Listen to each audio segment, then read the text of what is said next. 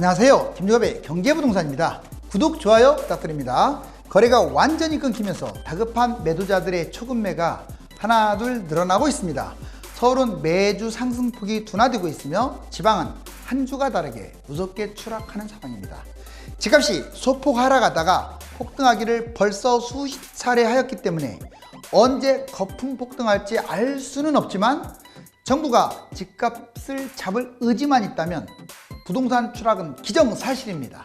무료 상담은 02501-7554, 유료 상담 안내는 010-3999-8808이며 전화 주시면 제가 직접 안내해 드립니다. 서울과 지방 집값이 동시에 꺾이고 있는 현상은 부동산 하락의 시발점이 될 수 있습니다. 드디어 서울 아파트 급추락, 지방 부동산은 곡소리, 실제로 곡소리가 들리고 있습니다. 광역시 중심으로요. 자, 집값 너무 많이 뛰었죠. 이 유동성 때문에 집값이 많이 뛰었는데 이 돈들이 딱 치고 가니까 와르르 무너지고 있네요, 아파트가. 자, 2020년 10월 달에 부동산 기상도를 보자고요. 서울, 인천, 경기, 대전, 세종, 대구, 부산까지 경부 루트 다 빨갛네요. 심지어 이제 충청, 호남 루트도 다 빨개요. 강원도까지. 10월 달에는요, 전국이 불타올랐어요. 그런데 지금 보세요. 딱 3개월이 이제 5개월 정도 지났죠. 그러면 지금 뜨거운 곳이 어디냐? 인천, 경기, 대전, 충청, 세종은 좀 죽은 것 같고 아무튼 이쪽이 좀 뜨겁습니다. 전반적으로 호남, 영남, 서울, 강원 전체적으로 얼어붙었어요. 특히 수도권의 서울이 갈수록 지금 냉랭해진다는 것은 좀 기현상인데 이게 지속된다면 이제 여기도 버티지 못할 거예요. 보시면 부산, 경남 이쪽 아직도 물론 폭락을 했다는 얘기는 아니에요. 근데 지금 매수자가 아예 끊겨버렸어요. 오로지 여기서 그나마 버티는 데가 어딘 줄 아세요? 대구예요. 다른 곳들은 이미 붕괴된 것 같고 근데 대구 오래 못 갈 것 같은데 너무 집값이 비싸서 자 이렇게 바뀌었습니다. 이번에는 거래량이 줄면 시세가 급추락한다. 당연히 2사 대책 이후 이게 2사 대책이 뭐 엄청나게 큰 대책은 아닌데 공급 대책이잖아요. 이번에 LH 사건이 있긴 했지만 이 대책 이후에 신기하게도 지금 과거의 대책 그대로 타락하고 있어요. 자 볼까요? 2018년 9.23 대책 때 이 거래량 보세요. 1만 건이 3천 건으로 그러니까 시세 보세요. 확 줄어들어서 마이너스로 추락하잖아요. 자 이번에 2019년에 12.16 대책 거래량 1만 건에 넘었던 게 3천 건으로 확 줄어들고 마이너스까지는 아니지만 거의 근처까지 이제 갑니다. 여기 거의 제로까지 왔죠. 거래량이 주니까 집값도 확 곤두박질. 이번에는 2020년 작년 7.10 대책 뭐 여러 번 대책 있잖아요. 6.17 대책 8.4 대책. 자 서울 아파트 거래량 추이 쭉 내려가니까 자 거의 0 근처에서 똑같은 모습을 보였죠. 이번에 이제 2사 대책 이제 21년이죠. 이것 찍고 막 올라갔잖아. 이렇게 다 둘 다. 그러다가 2사 대책에서 지금 막 빠르게 추락 중이야. 자, 이번에는 마이너스로 확실히 갈 것이냐 또 올라갈 것이냐 어떤 변곡점이라고요. 자 집값 팽팽한 힘겨루기 점점 폭락 쪽으로 지금 기울고 있습니다. 자 먼저 집값 힘겨루기 다주택자부터 보면은 지금 다주택자가 버티게 하고 있어요. 근데 이 버티는 게 한 개 좀 몰려있는 것 같아. 자, 어차피 40% 세금은 안 없어집니다. 나중에 특별법이 제정되지 않은 한은 중과세만 폐지되지 40% 세금 버젓이 있고 집값이 하락이라도 하면 40% 폭락을 하게 되면 엄청난 손실을 보겠죠. 이 버틴다는 것은 집값이 뛴다는 조건으로만 버텨야 돼요. 하락하는데 버틸 이유가 없죠. 중과세보다 집값 폭락이 훨씬 큰데 왜 버텨요? 나중에 폐가망신하라고? 자, 그런데 이제 그걸 알기 때문에 이 다주택 매물 폭탄, 이제 버티다가 폭탄이 터져버리는 거예요. 매물이 한꺼번에 쏟아지는 거예요. 그래서 몇백 채 갖고 있는 사람들이 도망가고 튀고 해서 수배자가 되고 이번에 많이 나왔잖아요. 동탄이라든가 다른 곳들 못 버티고 1주택 갭 투자, 1주택인 사람들은 갭 투자하느라고 정말 계속 그랬어요. 그런데 1주택자가 집값이 조금 이제 안 좋아지면 무관심해져요. 서서히 갭 투자를 하면 집값이 뛸 거 아닙니까? 근데 무관심하면 집값이 떨어져요. 이번에 무주택자들이 지금 연끌을 하고 있어요. 2030, 특히 30 중심으로. 그런데 무주택자가 청약만 관심 갖고 만약 연끌을 하지 않는다. 그러면 집값은 하락하게 돼요. 결론적으로 다주택이 이렇게 흘러가고 있고 1주택도 무관심적으로 하고 있고 무주택도 연끌해서 청약으로 관심 가지면 집값은 추락합니다. 현재 추락적으로 하고 있어요. 그럼 시세를 보자. 무슨 근거로 그딴 말을 하느냐. KB 리브원 수도권 분기되고 있죠. 아직은 0 밑으로 떨어진 거 아니에요. 자, 지방 분기되고 있네요. 5대 광역시 분기되고 있네요. 자, 이거 매매 부동산 1, 2사 자료 서울 보세요. 지금 이번 주도 추락했죠. 그 다음에 한국부동산원 수도권 추락, 전국적으로도 추락. 서울은 저번 주하고는 같지만 전반적으로 0 근처에서 놀고 있네요. 자, 이번에 이 다주택자가 무주택자에게 폭탄 돌리기를 지금 한다. 지금 상황을 딱 표현하면 다주택자들이 자기 물건 팔아먹으려고 좀 비싸게 팔아먹으려고 무주택자들한테 연끌을 유도해가지고 폭탄 돌리기 한다라고 정의할 수 있어요. 자, 2013년 다주택자들은 싸게 매입했어요. 임대주택 사업을 내가지고 아파트 그냥 지금 8억 정도 가는 거 2, 3억이 헐값에 잡았어요. 수십 채를. 다주택자들이 그것도 갭 투자로 잡았어요. 세금도 안 냅니다. 10년짜리 옛날에 막 하면. 외지인들, 법인 이런 사람들이 주식으로 따지면 기관인데 이 사람들이 잡은 거예요. 40, 50대 경험치가 충분한 사람들이 돈을 많이 벌었네요. 이 사람들이 많이 잡았어요. 이 사람들이 얼마나 지금 많이 먹었겠어. 2013년 이후에 잡았으니까. 폭탄 돌리기라고 있어요. 누구한테? 무주택자들한테. 아무것도 모르는 순진한 무주택자들한테. 바다와 나비라는 시가 있죠. 다주택자는 바다라면 아무것도 모르는 철부지 무주택자는 나비예요. 2021년 비싸게 매입합니다. 작년에도 그렇고 올해도 그렇고 연끌해서 패닉바잉. 무주택자 불안하니까 갭 투자하는 거야. 2억이면 할 걸 이제 6억이 하는 거지. 자, 현지인 개인들이 이게 웬 떡이냐고 막 잡는 거예요. 이제 주식으로 따지면 그냥 개미들이죠. 개미들. 20, 30대 초보자들. 자, 이 다주택자가 이런 사람들 무주택자를 상대로 폭탄 돌리기를 하고 있다. 이 폭탄 대부분 폭탄이에요. 잡아도 될 물건도 있지만 조심하세요. 증여 최대치 집값 상승률 주요국 1위. 경고음이 커지고 있어요. 자, 나 이해가 좀 안 가는 게 이 정도 되면 증여 그렇게 도움 안 될 것 같은데 왜냐하면 지금 4억짜리가 10억 5천 됐어요. 서울. 근데 무슨 놈은 증여를 할까? 어찌됐거나 뭐 집값이 계속 올라갈 것으로 생각하나 봐요. 39, 74. 자, 벌써 2배 이상의 증여세가 늘어났어. 자, 2015년하고 2019년 비교한 겁니다. 집값이 많이 뛰었는데 증여를 한다는 게 좀 이해는 안 가는데. 자, 그 다음에 상속 재산. 상속은 뭐 비슷하죠. 자, 한국 집값 상승률 선진국의 3배. 국내 요인이 71%. 즉, 우리나라 사정 때문에 집값이 뛴 거예요. 정책이 강력하지 못했기 때문에 집값이 뛴 거예요. 이해가셨어요? 공급이 원활하지 못해서 뛴 부분도 있습니다. 그리고 전세값, 갭투자 이런 걸 봐줬기 때문에 뛴 거예요. 한국 9.3으로 1등, 미, 독일, 프랑스, 영국, 자, 호주 다 앞질렀습니다. 주요 국가 1등이니까. 여러분들 일본 같은 경우는 마이너스였어요. 자, 이제 폭등에서 폭락으로 변곡점이 2005년이냐 2021년이냐 지금 막 나타날 조짐을 보이고 있잖아요. 2022년이냐. 자, 지금 여기 보시면 침체 8년, 뭐 크게 떨어지진 않았지만 침체 8년. 올라갈 땐 또 엄청 올라가죠. 이렇게 상승 10년 2009년까지. 그 다음에 침체 5년, 상승 7년인데 10년 가면 2022년이면 10년이에요. 그래서 2022년까지 뛴다는 얘기가 이 폭등장 10년이 그대로 이어진다 생각하니까 10년. 근데 이거는요, 하나의 샘플이고 꼭 10년 뛴다고 해서 10년 뛴다는 법은 없잖아. 이제 비슷한 모양새로 간다. 그리고 이때는 이렇게 폭락을 한번 한 적이 있어요. 눈에는 잘 표 안 나지만. 이때는 폭락한 적이 없어요. 지금 계속 뛰기만 했어요. 여튼 2021년이나 2022년 중에 사단은 납니다.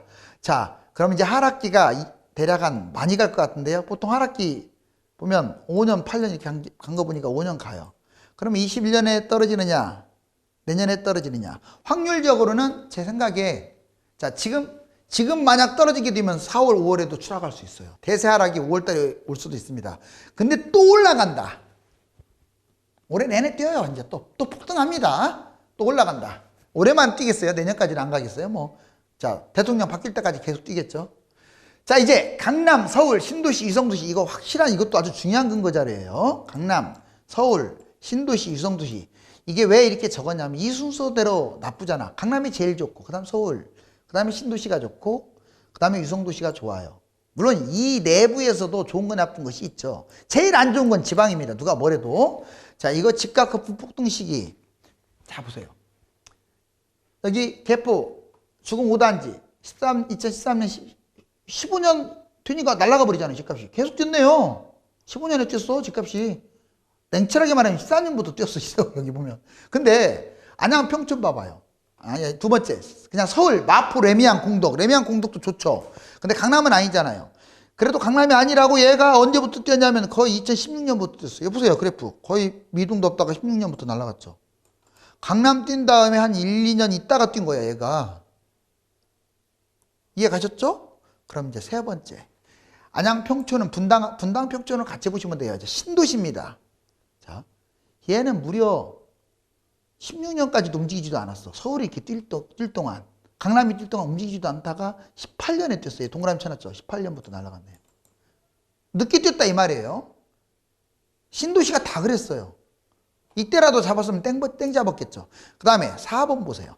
이번에는 위성도시입니다. 이건 수원에 국한된 게 아니라 다 그래요. 그냥 여러분들 서울 주변에 있는 도시들 보세요. 제가 거짓말하는지. 자, 19년부터 뛰었어요. 19년. 얘는 그나마 수원, 용인은 입지가 좋으니까 먼저 뛴 거야. 뛰었잖아요. 그러니까 이렇게 길게 안 가다가 막판에 뛴 거야. 자, 그러면 20년에 뛴 것들은 더 입지가 안 좋은 거야. 막 김포라든가 파주라든가 평택이라든가 뭐 고양이라든가 이런 데는 남양주라든가 이때 뛰었잖아요. 이렇게 인천이라든가 지금 지방도 이렇게 뛰었잖아요. 이렇게 세로로. 자, 결론적으로 하고 싶은 말은 이거예요. 그러면 앞으로 이제 하락장이 한번 오고 다음 상승장에 어떤 일이 벌어지느냐. 또 이렇게 갑니다. 또 제가 장담할게요. 이렇게 가요. 자, 강남 제일 먼저 떨어졌다가 제일 먼저 뛸 거고, 그 다음에 서울이, 그 다음에 신도시. 이거 이제 1기만 써졌는데 2기도 마찬가지. 그 다음이 이제 이 경기도에 좀 좋은 지역이 먼저 뛰고 위치가 나쁜 것들은 나중에 뛰어요. 만약에 2019년에 집값을 만약에 문재인 정부가 집값을 잡았다라고 해보자고. 19년에 잡아도 뭐 지금 6년이나 뛴 상태에서 잡은 건데, 그러면 볼게요. 강남은 조금 덜 뛴 거에 끝나고, 서울도 좀 덜 뛴 거에 끝나고, 안양 평촌은 좀 타격이 있을 거예요. 반절밖에 못 뛰었을 거야. 지금 시세보다. 경기도는 망합니다. 왜? 올라가기 전에 잡아버렸으니까. 6년 뛰었는데도 움직이지도 않았어. 지방은 손해봤어요. 오히려. 자, 이거 그래프 상당히 중요합니다. 이 특정 아파트라고 보시면 안 돼요. 그럼 다음에도 그러냐? 다음에는 더 심해질 거예요. 왜? 제가 예언을 하건데 왜 더 심해지느냐? 자, 인구는 줄지. 지금 3기 신도시 및 택지지구가 무려 70만이 넘어요. 집이 남아돌고 1인 가구가 증가하는데. 이래서 지금 여기가 거래가 안 되니까 이 짝이 난 거예요. 지금은 상투장이고 다주택자들이 막 갖고 있으니까 집이 모자라 보이죠? 다음 보겠습니다. 가계부채는 급증하고 집값 급등 폭등. 자, 가계부채 급증, 집값 급등 폭등. 집값 급등에 따른 가계부채 위험 현황. GDP 대비 100.6. 부채 엄청나죠? 제가 말했지 않습니까? 거의 270%라고. 가계, 기업, 정부 합치면. 최고 수준입니다. 증가율은 세계 1위. 가구당 8,250. 지금은 대략 한 1억 잡으면 돼. 가구당. 이게 왜 무섭냐면 1인 가구가 35%가 넘었어요. 그 한 명이 1억 빚진 거야. 자, 그 다음에 채무 상환 능력 악화 시에 실물 경기에 금융 불안해가지고 금융위기가 터지는 거야. 집값 거품 위험이 특히 30대 자영업자 저소득층에 심각하다는 것은 이 사람들이 자꾸 늘어나면 IMF가 터지는 거예요. 부자들 때문에 터지는 게 아니에요. 소득 증가율 1.7%, 빚 증가율은 2.3배. 훨씬 세네요. 그러니까 소득 증가율의 2.3배라고요. 한국 가계부채 경구는 기관들을 보니까 우리나라 한국은행마저도 집값 상승 속도가 과도하다. 코로나 문제, 가계부채, 소비 위축시킨다. 금융불안 일으킨다. 국제결제은행, BIS, 민간부채 주의에서 경고까지 발령했어요. 국제금융협회, IMF는 한국 부채 여러 차례 경고했죠. OECD, 유동성 거품철에 이 자산하고 실물이 워낙 비대칭이 우리나라가 심하다. 자산 거품은 심하고 경기는 좋지 않다 이 말이에요. 2021년 집값 뛰면 부동산 버블이 폭발할지도 모릅니다. 지금 살얼음을 걷고 있어요. 자, 이제 2008년에서 13년 폭락장 평균 폭락률. 자, 얼마나 위험한지. 전국 단위로 지금 마이너스 13.6% 폭락했네요. 그런데 서울 보세요. 자, 고점 대비 저점이 31, 평균이 31% 떨어졌어요. 10억이 7억, 한 6억 9천 됐다는 건데, 많이 떨어지면 10억이 5억으로 떨어지는 것도 나온다는 얘기예요. 이거 무섭지 않나요? 이거 보면? 그쵸? 이때는 또 금액이 비싸지 않았어. 2007년이 비싸겠어요. 지금이 비싸겠어요. 지금은 개나 고리나 소나 말이나 10억이 넘어가는데, 그때는 명품만 10억 넘었잖아. 그러면 이 비율이 훨씬 더 높아질 가능성이 커요. 즉 지금은 30% 빠질지 몰라도 이때는 앞으로 빠지게 되면 50% 빠질 수 있어요. 금액이 워낙 크니까. 자, 이제 강남 11구 30.6. 그래도 위치가 좋은 게 좀 덜 빠지죠? 자, 수도권 보세요. 33.5%나 폭락을 했네요. 성남 분당 45.6. 경기도 48.2. 쫄딱 망했죠. 반토막 됐어요. 반토막. 자, 비싼 거 대형은 70%까지 빠졌어요.